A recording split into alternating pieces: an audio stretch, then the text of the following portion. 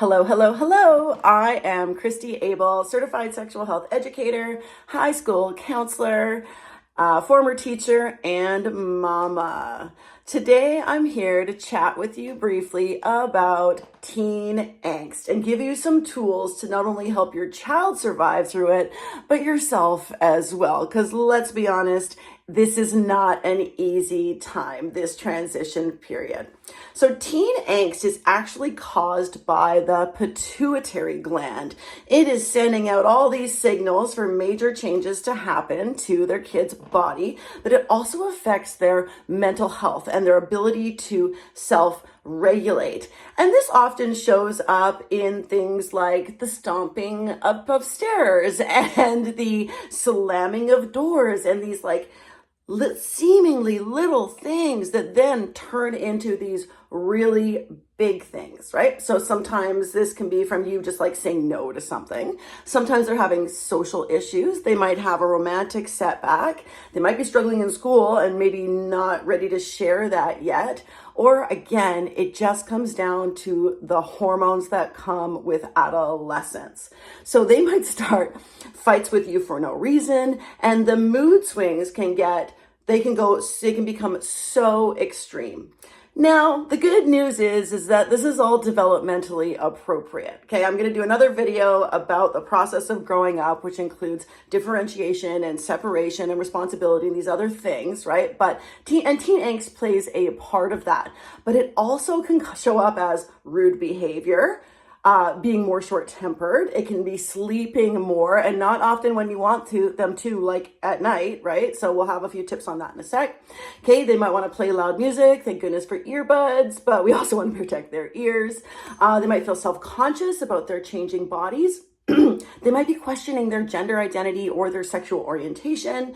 Messy bedrooms are also really, really common. I remember my messy bedroom was a big point of contention for my dad in particular when I was growing up. I let my kids have their messy bedrooms, we keep the rest of the house okay, or in theory, but their bedroom is their bedroom. As long as there's no pizza boxes crawling out from under the bed, I'm actually okay with it.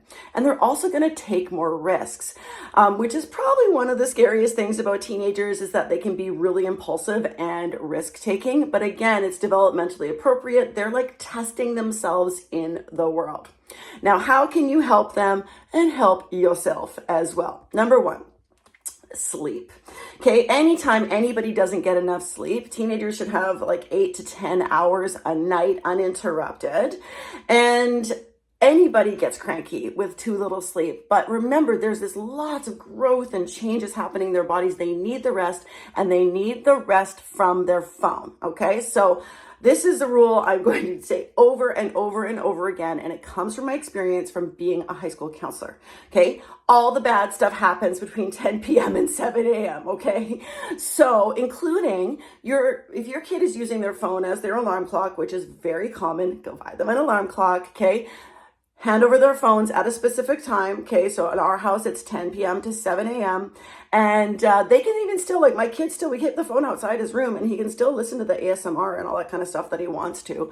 Anyways, it is very, very important. And it's not just the things that they're doing, it's what their friends are doing, as well as a friend is up. Everybody's got that friend that will text in the middle of the night and be like, "You up?" Well, teenagers do anyways. And if their phone's dinging, they're going to get up, they're going to wake up, and it's going to start causing problems in their sleep cycle. Okay, so that's one. Number two, try not to lecture them. We were all teenagers at one point, and you probably have some memories of being lectured by your own caregivers. It's a knee-jerk response, but it's not the way to go, okay? So what we want to do is instead of a lecture, we want to allow for a conversation. One of my theories as a counselor, as a parent, as a person, is first seek to understand, then to be understood. And when you shift your mindset to this, it really, really helps because then your kid will feel safer opening up to you, right? And then they have a forum where they can safely explain their actions or feelings without an instant lecture, right? That's our first thing. So if you give your teen the space to open up, you'll actually learn a lot about them. Okay. Also, we want to resist getting angry. teenagers, like they're like hardwired to irritate us. Okay, it's part of this differentiation process, and they're just realizing that they're a separate entity rather than like just an attachment to you. Okay, so there's that's where a lot of this pushing away is coming from, and they're going to test things to see where you land. So when you get angry, you're modeling that when somebody frustrates you, that you get angry at them, and that is not the way we want to go for healthy mental health. Try to resist the urge to lash out. When they say something rude or even mean, you can correct them. No problem. It's not like you just become like a punching bag for your teenager, right? It's not that. It's about creating them a different framework and structure rather than instant anger. So what we want to do, if they do something, even if it's super hurtful, like they say, I hate you, I wish I'm never born, or whatever, okay? Deep breaths. Count to 10, walk away. Very often they just need some time to burn it off. And so when any of my kids get a little surly, I'm like, do you need some time alone in your room right now? And they say, yeah, I do. And I'm like, okay, I'm going to come check on you in X amount of time, whatever it is. It's usually half an hour.